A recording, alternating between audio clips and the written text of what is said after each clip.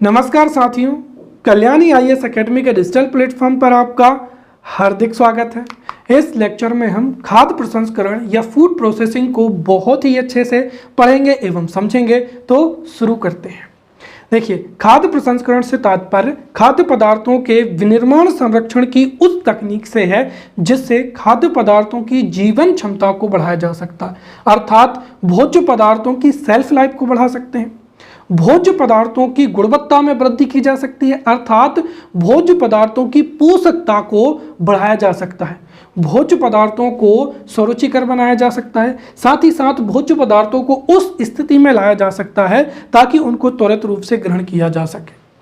जो खाद्य प्रसंस्करण है उसका संबंध केवल और केवल तकनीकी विकास तक सीमित नहीं है, बल्कि खाद्य प्रसंस्करण एक ऐसा विषय है जो कि आर्थिक महत्व, सामाजिक महत्व एवं पर्यावरणीय महत्व को भी रखता है।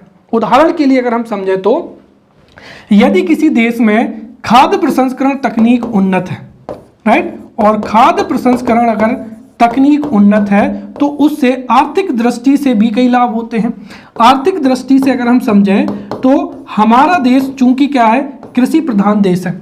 भारत एक कृषि प्रधान देश है तथा भारत की लगभग 70% जनसंख्या कृषि कार्यों में संलग्न है।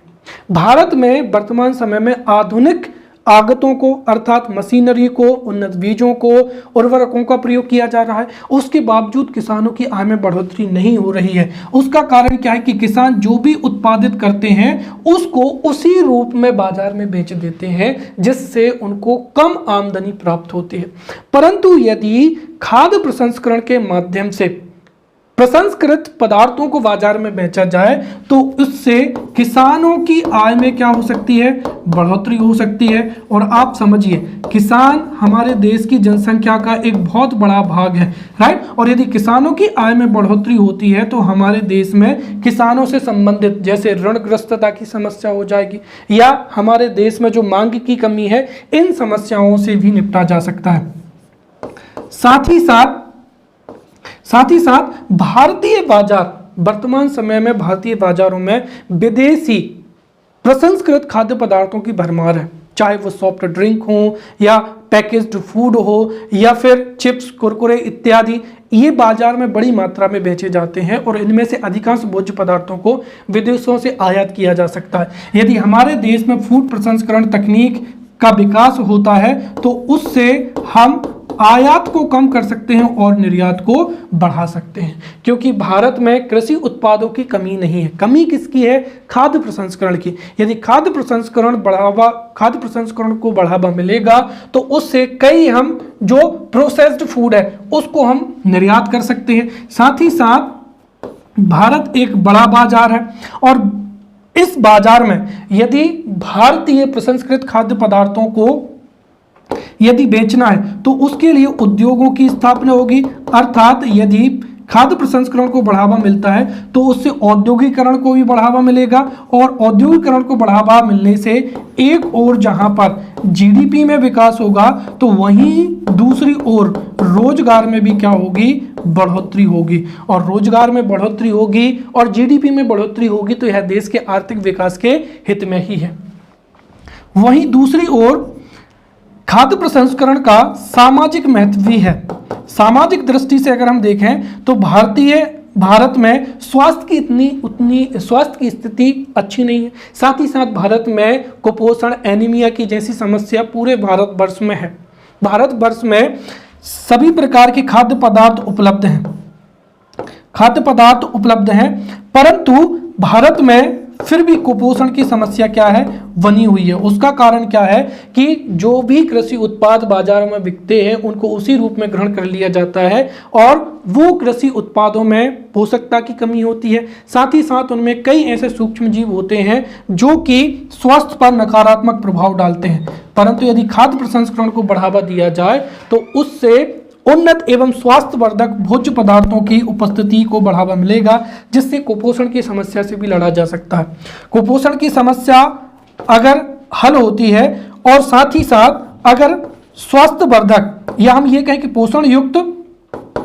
पोषण युक्त भोज्य पदार्थ उपलब्ध होंगे तो उससे स्वास्थ्य में भी क्या होगा, बढ़ावा मिलेगा, और स्वास्थ्य में बढ़ोतरी होगी तो उससे हमारे देश का जो मानव संसाधन का विकास है वह भी बहुत अच्छे से हो पाएगा। तो कुपोषण की स्थिति से निपट पाएंगे, स्वास्थ्य की स्थिति बेहतर हो पाएगी, जिससे सामाजिक जो संसाधन है, राइट, या जो मानव संसाधन है उसमें भी बढ़ोतरी मिलेगी। इसके अतिरिक्त हम यहाँ पर एक आयाम और जोड़ सकते हैं जो कि क्या हो जाएगा, पर्यावरण। देखिए हमारे देश में ना तो कोल्ड स्टोरेज की फैसिलिटी है, ना ही हमारे पास में ऐसे संसाधन है जिससे हम खाद्य पदार्थों को लंबे समय तक भंडारित कर सकते हैं या उनको स्टोर कर सकते हैं।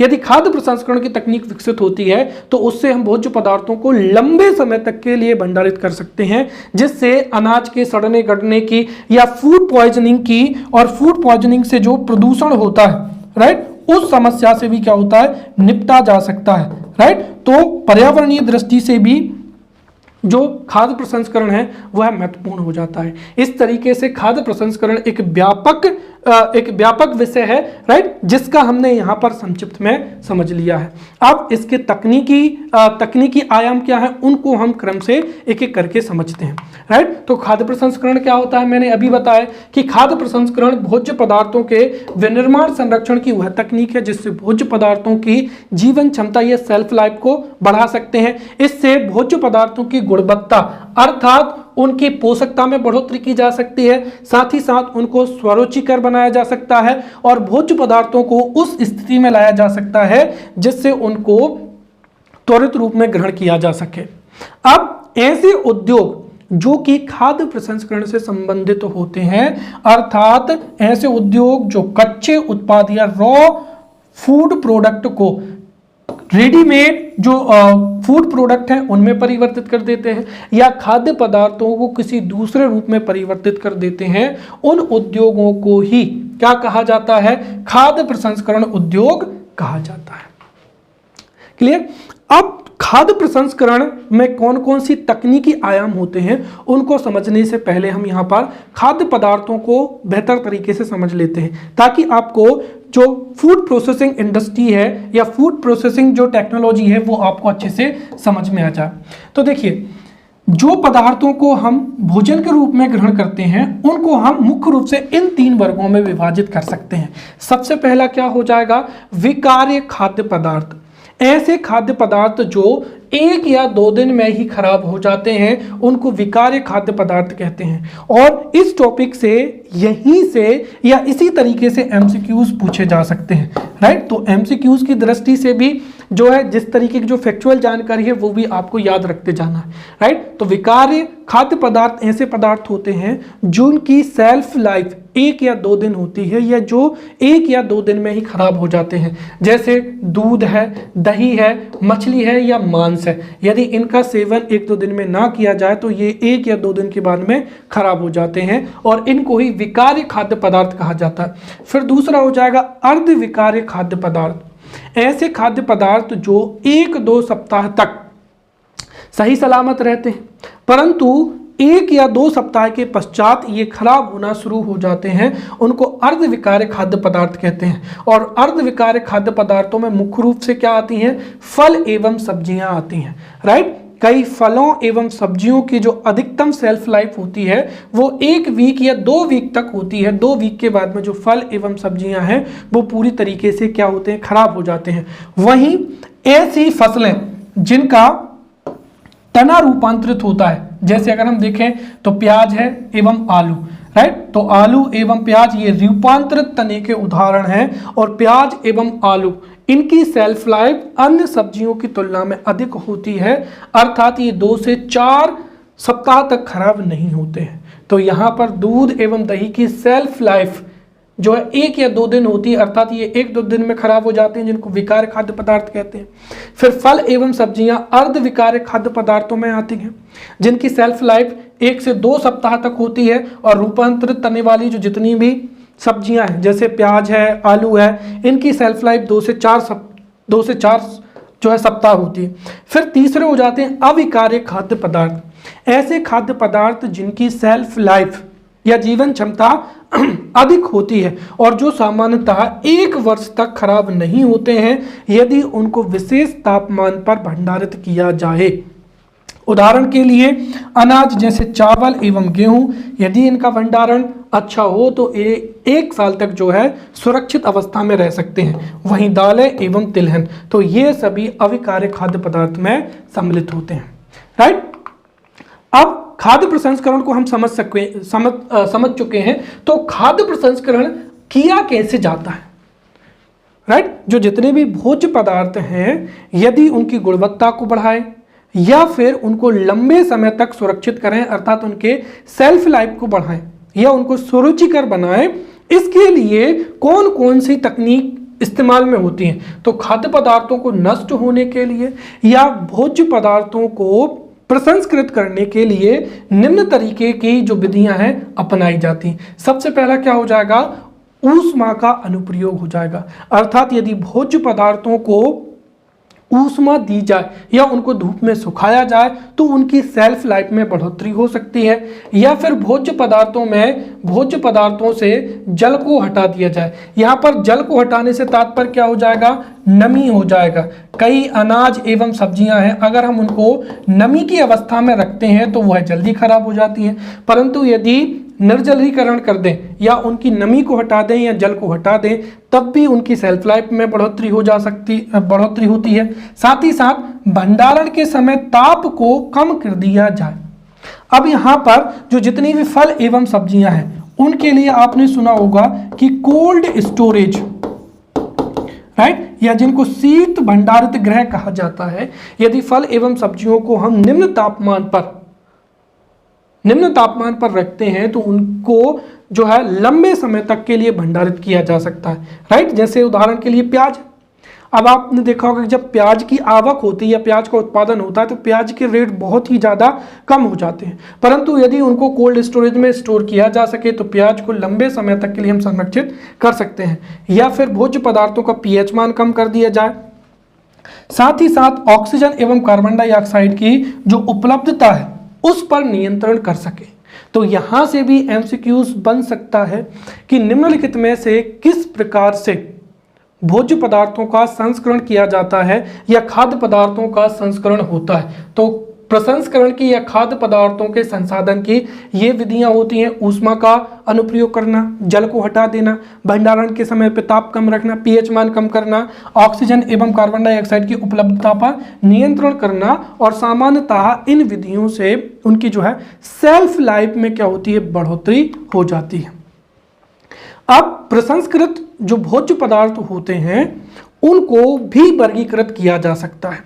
तो खाद्य पदार्थों को प्रसंस्करण की सीमा और प्रसंस्करण के प्रकार के आधार पर निम्न तरीके से वर्गीकृत किया जा सकता है। और यहां से भी एमसीक्यूज बन सकते हैं कि संरक्षित खाद्य किसे कहते हैं, या फिर निम्नलिखित में से कौन सा भोज्य पदार्थ संरक्षित भोज्य पदार्थ माना जाता है, कौन सा न्यूनतम संसाधित खाद्य है, या कौन सा विनिर्मित खाद्य है, या कौन सा फॉर्मूलाबद्ध खाद्य है। तो इनकी परिभाषाएं और इनके उदाहरण देखेंगे ताकि यहां से यदि एमसीक्यूज पूछा जा सके तो आप उसका अच्छे से उत्तर दे पाएं।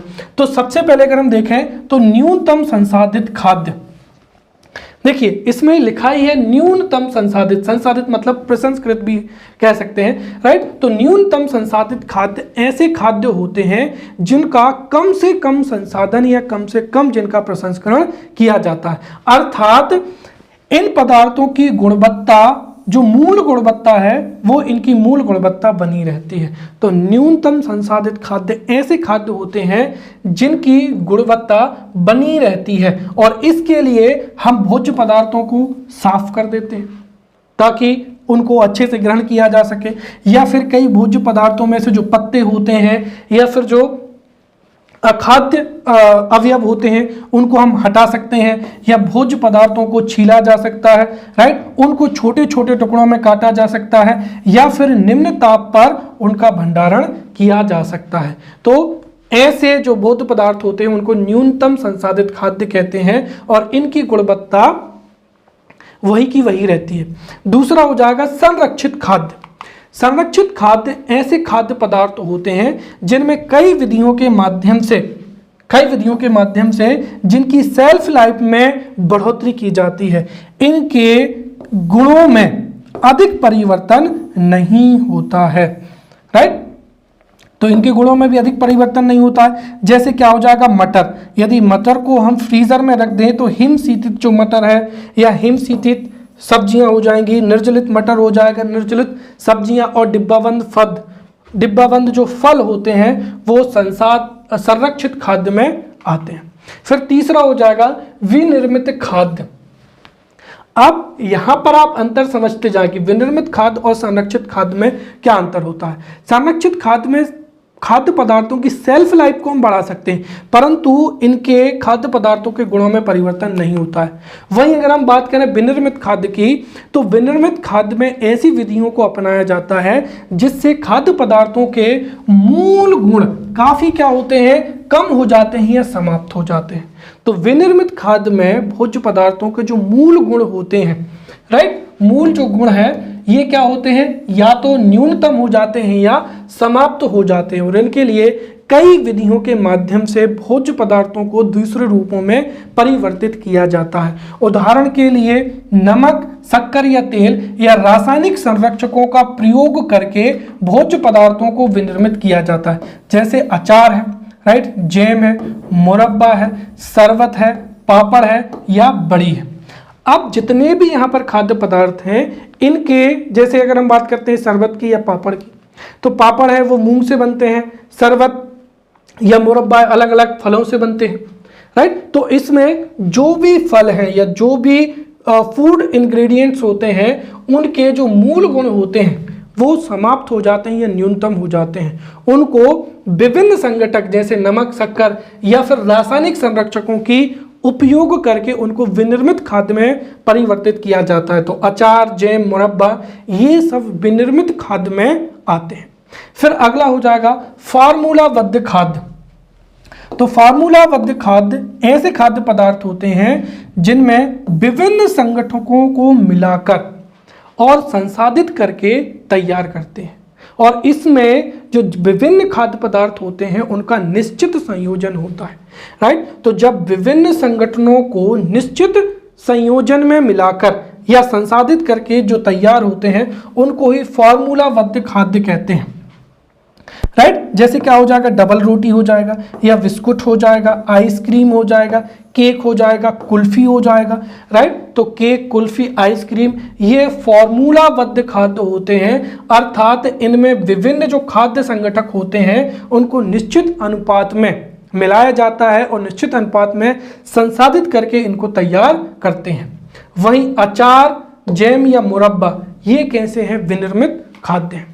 फिर अगला हो जाएगा खाद्य व्युत्पन्न हो जाएगा, राइट। तो कई बार कुछ विशेष खाद्य पदार्थों को कच्ची सामग्री से शोधन द्वारा प्राप्त किया जाता है। तो जब कच्ची सामग्री से शोधन के द्वारा जो भी खाद्य पदार्थ प्राप्त होते हैं उनको ही खाद्य व्युत्पन्न कहते हैं। जैसे गन्ना से शक्कर एक खाद्य व्युत्पन्न है, फिर तिलहनी फसलों से तेल हो जाएगा, और कई मामलों में तो इसको भी और अधिक जो है प्रसंस्कृत किया जाता है। जैसे तेल को फिर वनस्पति घी में परिवर्तित किया जाता है। तो यहाँ पर शक्कर है, तेल है, वनस्पति घी है, ये सभी खाद्य व्युत्पन्न है। अगला हो जाएगा संश्लेषित खाद्य। संश्लेषित खाद्य ऐसे खाद्य पदार्थ होते हैं जो सूक्ष्म जैविक अर्थात रासायनिक संश्लेषण द्वारा विनिर्मित किए जाते हैं। तो ध्यान रहे, जब रासायनिक या सूक्ष्म जैविक प्रक्रम द्वारा विनिर्मित किए जाते हैं तो उनको ही संश्लेषित खाद्य कहते हैं। जैसे क्या हो जाएगा, विटामिन हो जाएगा या फिर विभिन्न प्रकार के एंजाइम हो जाएंगे जिनसे विभिन्न प्रकार के भोज्य पदार्थ तैयार किए जाते हैं। फिर अगला हो जाएगा कार्यमूलक खाद्य। ऐसे खाद्य पदार्थ जो कि स्वास्थ्य पर लाभदायक प्रभाव डालते हैं उनको ही कार्यमूलक जो है कार्यमूलक खाद्य पदार्थ कहा जाता है। जैसे फल हो जाएगा, राइट। फिर आप जैसे आप पिज्जा बर्गर भी खाते हैं, लेकिन ये उतने ज़्यादा आपके स्वास्थ्य को लाभदायक स्थिति में नहीं लाते हैं, राइट। तो ऐसे भोज्य पदार्थ जो लाभदायक प्रभाव रखते हैं उनको कार्यमूलक खाद्य कहते हैं। फिर अगला हो जाएगा चिकित्सकीय खाद्य। ऐसे खाद्य पदार्थ जो विभिन्न रोगों के निवारण के लिए उपयोगी होते हैं या विभिन्न रोगों के आहारी प्रबंधन में उपयोग किए जाते हैं उनको ही चिकित्सकीय खाद्य कहते हैं। जैसे कम सोडियम वाला नमक हो जाएगा, या लैक्टोज फ्री क्या हो जाएगा, दूध हो जाएगा। इस तरीके के जो हैं वो चिकित्सकीय खाद्य में आते हैं। तो ये हमने यहाँ पर विभिन्न प्रकार के जो खाद्य पदार्थ हैं उनका प्रसंस्करण के आधार पर वर्गीकरण को हमने यहाँ पर समझ लिया।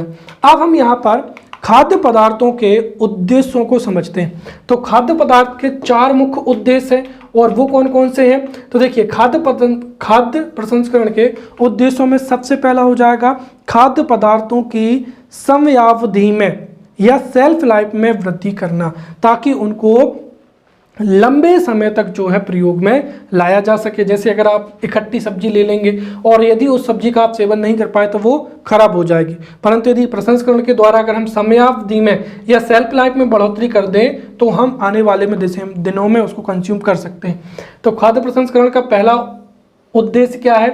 खाद्य पदार्थों की सेल्फ लाइफ में या समयावधि में बढ़ोतरी करना, फिर पोषक तत्वों में वृद्धि करना अर्थात गुणवत्ता में बढ़ोतरी करना, फिर स्वाद में वृद्धि करना ताकि जन सामान्य जो कि स्वास्थ्य के लिए लाभप्रद होते हैं उन भोज्य पदार्थों को यदि ग्रहण करने में उनकी रुचि नहीं है तो उनकी रुचि में बढ़ोतरी करना, राइट। साथ ही साथ खाद्य पदार्थों का मूल्य वर्धन कर देना, राइट। ये खाद्य प्रसंस्करण के क्या होते हैं? उद्देश्य होते हैं।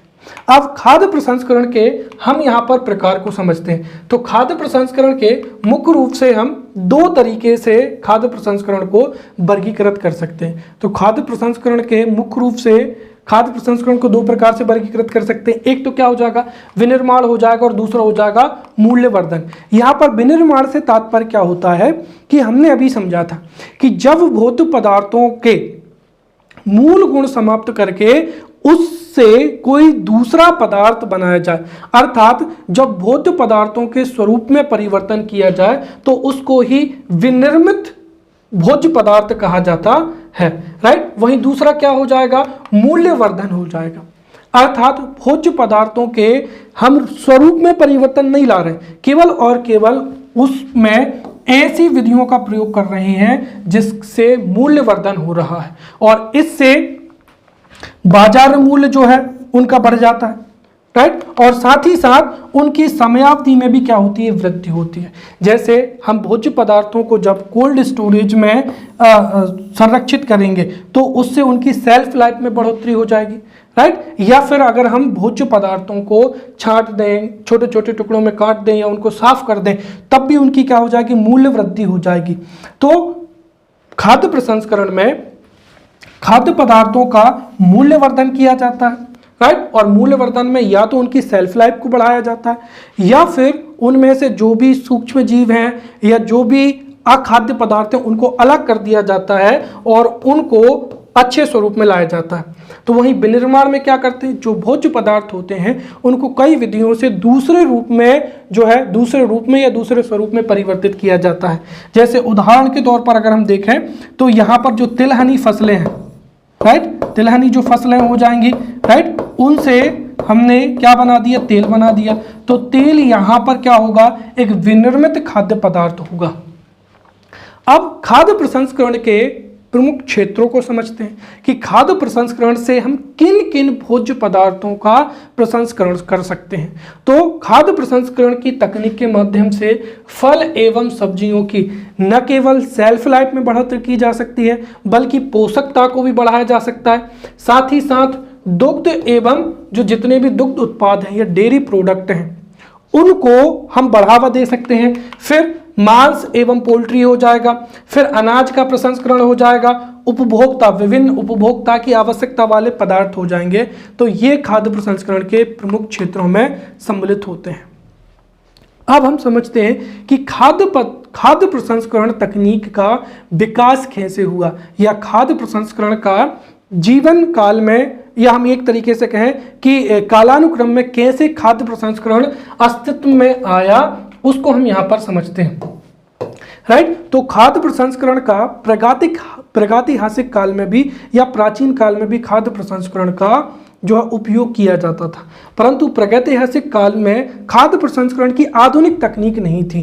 प्रागैतिहासिक काल में भोज्य पदार्थों को छांटा जाता था, राइट, या उनको धूप में सुखाया जाता था, या नमक में भोज्य पदार्थों को संरक्षित किया जाता था, या फिर उनको भूना जाता था, राइट, आग में, राइट, या फिर भाप में पकाया जाता था, जिससे उनको खाने के लिए खाने के लिए तैयार किया जाता था।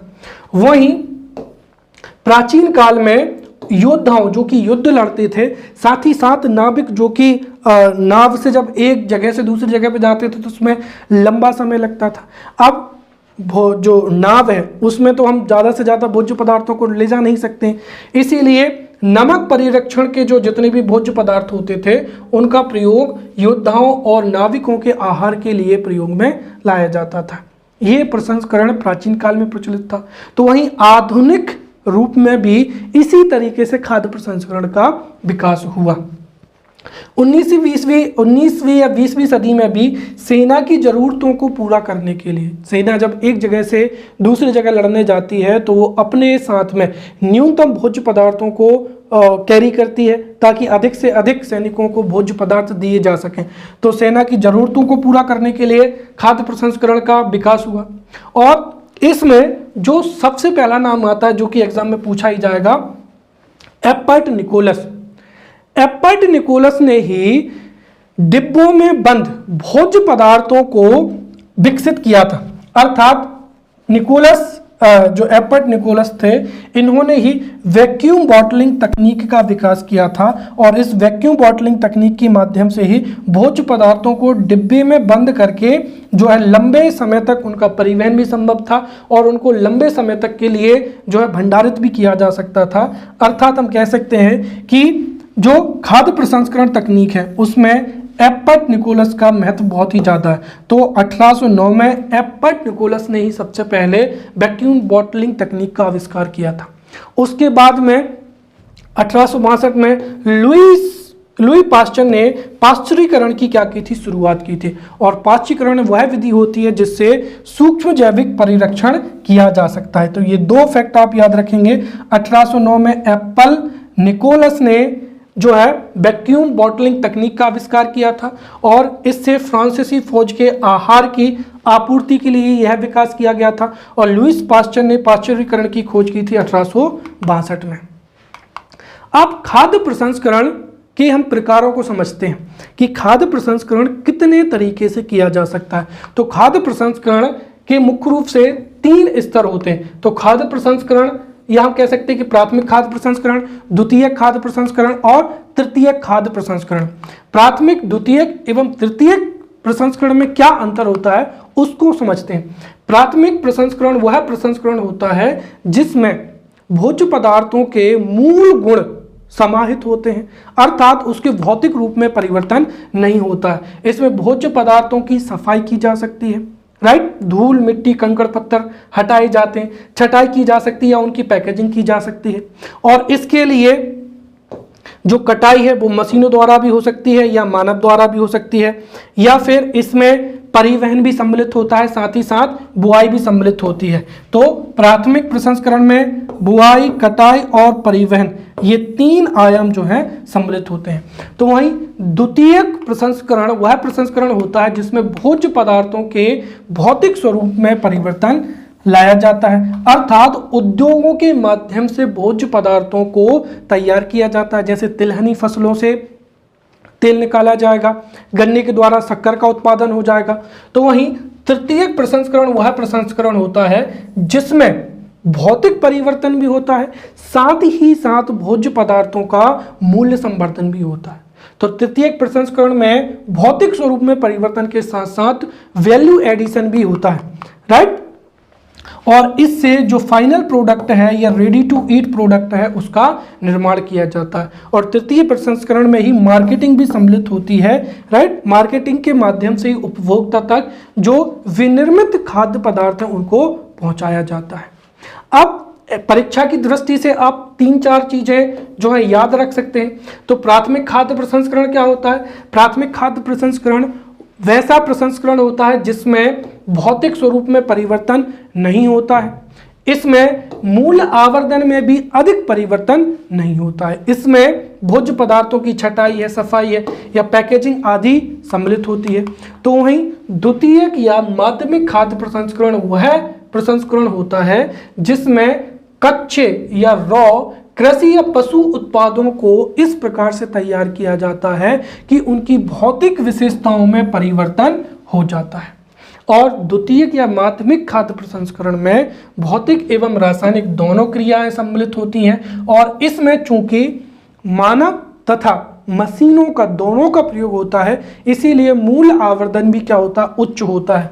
जैसे यहाँ पर बेकरी उद्योग है या डेयरी उद्योग है, फल एवं सब्जी उद्योग है, चॉकलेट उद्योग है, ये सभी माध्यमिक खाद्य प्रसंस्करण में आते हैं। तो वहीं तृतीयक खाद्य प्रसंस्करण वह प्रसंस्करण होता है जिसमें न केवल भौतिक परिवर्तन होता है बल्कि इसमें उच्च मूल्य आवर्धन भी होता है और इसमें भौतिक, रासायनिक के साथ साथ जैविक तीनों क्रियाएं क्या होती हैं, सम्मिलित होती हैं। और तृतीय खाद्य प्रसंस्करण वह प्रसंस्करण है जिसमें भोज्य पदार्थों को तुरंत खाए जाने की स्थिति में लाया जाता है। राइट, जैसे उदाहरण के लिए रेलवे स्टेशन पर आपने देखा होगा कि पूरा का पूरा आपको जो है बॉक्स मिलता है जिसमें सभी प्रकार के भोज्य पदार्थ जो हैं उपस्थित होते हैं। राइट, और इस क्रिया में भी उच्च मूलावर्धन बढ़ता है, जैसे शीतल पेय हो जाएंगे या दही इत्यादि। राइट, अब भारत में हम खाद्य प्रसंस्करण उद्योग के महत्व को समझते हैं कि खाद्य प्रसंस्करण उद्योग क्यों महत्व है। तो देखिए, शुरुआत में ही मैंने बताया था कि खाद्य प्रसंस्करण का संबंध तकनीकी विकास तक सीमित नहीं है, बल्कि यह आर्थिक दृष्टि से, सामाजिक दृष्टि से और पर्यावरणीय दृष्टि, तीनों की दृष्टि से अति महत्वपूर्ण होता है। साथ ही साथ भारत की जनसंख्या बड़ी तेजी से बढ़ रही है और जितनी तेजी से जनसंख्या बढ़ रही है उतनी ही तेजी से भारत में भोज्य पदार्थों की मांग भी बढ़ रही है और भोज्य पदार्थों की मांग को पूरा करने के लिए खाद्य प्रसंस्करण एक बहुत ही अच्छी तकनीक है। साथ ही साथ सामाजिक दृष्टि से भोज्य पदार्थों की गुणवत्ता में बढ़ोतरी करके भी हम स्वास्थ्य या कुपोषण जैसी समस्याओं से निपट सकते हैं। तो वहीं इसके और भी अन्य महत्व हैं जिनको हम क्रम से समझते हैं। सबसे पहला तो क्या हो जाएगा कि वर्तमान समय में भारतीय स्थिति को अगर हम सूक्ष्म दृष्टि से समझें तो भारत में कृषि भी होती है और भारत में उद्योगों का विकास भी हो रहा है और शहरों का विकास भी हो रहा है। अंतर केवल इतना है कि भारत के जो शहर हैं वो विकसित हो रहे हैं लेकिन वो कृषि उत्पाद क्षेत्रों से क्या है, दूर है। साथ ही साथ शहरी जीवन में समय भी उतना नहीं होता है कि जो जितने भी भोज्य पदार्थ हैं उनका छटाई की जा सके या उनकी सफाई की जा सके। तो भारत में जितने भी लोग शहरों में रहते हैं जो कि उत्पादन क्षेत्रों से काफ़ी दूर हैं, जिनके पास में समय का अभाव भी है, उन लोगों तक खाद्य प्रसंस्करण के माध्यम से बेहतर गुणवत्ता का जो है भोज्य पदार्थों की आपूर्ति की जा सकती है। दूसरा, खाद्य प्रसंस्करण के माध्यम से ही स्वास्थ्य में भी सुधार किया जा सकता है। खाद्य प्रसंस्करण के माध्यम से भोज्य पदार्थों में जो कि कई प्रकार के जो हानिकारक जीव होते हैं या फिर जो भी अशुद्धियां होती हैं उनको दूर किया जा सकता है। इससे आसान विपणन होगा, आसान वितरण भी होगा, साथ ही साथ गुणवत्ता में भी क्या होगी, बढ़ोतरी होगी। फिर तीसरा, भारत में अलग अलग जलवायु क्षेत्र हैं और भारत के अलग अलग क्षेत्रों में अलग अलग भोज्य पदार्थ जो हैं उत्पादित किए जाते हैं। जैसे कश्मीर में सेब हैं तो वहीं अगर अलग अलग क्षेत्रों में कहीं पर कॉफ़ी, कहीं पर कहवा, कहीं पर अंगूर, इन सब का उत्पादन होता है। साथ ही साथ ये सभी भोज्य पदार्थ मौसमी भी होते हैं। तो प्रसंस्करण के माध्यम से भी जो मौसमी फल एवं सब्जियां हैं उनकी उपलब्धता को बढ़ाया जा सकता है या उनकी आपूर्ति संभव की जा सकती है। साथ ही साथ जो दूरस्थ क्षेत्र हैं जहाँ तक कम गुणवत्ता युक्त भोज्य पदार्थ पहुँचते हैं, खाद्य प्रसंस्करण के माध्यम से ही गुणवत्ता युक्त जो खाद्य पदार्थ हैं उनको परिवहन के माध्यम से उन दूरस्थ क्षेत्रों में पहुंचा सकते हैं। साथ ही साथ वर्तमान समय में जो सुपरमार्केट का विकास हो रहा है, सुपरमार्केटों का विकास तभी संभव है जब आधुनिक खाद्य प्रसंस्करण तकनीक क्या हो, उन्नत हो। साथ ही साथ स्वास्थ्य की दृष्टि से भी जो खाद्य प्रसंस्करण है उसका महत्व है। खाद्य प्रसंस्करण के माध्यम से जिन्हें एलर्जी है या जिनको मधुमेह है या जिनको और कई बीमारियां हैं जो कि किसी विशेष भोज्य पदार्थ को ग्रहण नहीं कर सकते हैं, राइट, उन लोगों के लिए भी फूड प्रोसेसिंग के माध्यम से भोज्य पदार्थ उपलब्ध कराए जा सकते हैं ताकि वह भी अपनी जीवन की गुणवत्ता में बढ़ोतरी कर सके। साथ ही साथ फूड प्रोसेसिंग के विटामिन हैं या मिनरल जैसे अतिरिक्त जो पोषक पदार्थ हैं उनकी भी बढ़ोतरी की जा सकती है। अब एक तरीके से अगर हम यहाँ पर देखें तो जो ताजे फल होते हैं या सब्जियां होती हैं वो बड़े पौष्टिक होते हैं। इसके साथ ही यह भी हकीकत है कि ताजे फल एवं सब्जियों में कई प्रकार के सूक्ष्म जीव भी होती हैं, कई प्रकार की अशुद्धियाँ होती हैं और यदि उनको उसी रूप में कंज्यूम कर लिया जाए तो वो कई प्रकार की बीमारियां भी फैला सकते हैं। इस वजह से खाद्य प्रसंस्करण के माध्यम से हम जो भोज्य पदार्थ हैं उनकी गुणवत्ता में बढ़ोतरी कर सकते हैं, अर्थात उनसे जो भी सूक्ष्म जीव हैं, जो भी अशुद्धियां हैं उनको हम हटा सकते हैं ताकि उससे गंभीर जो बीमारियां हैं वह भी ना बढ़े। फिर अगला क्या हो जाएगा, कृषि उपज।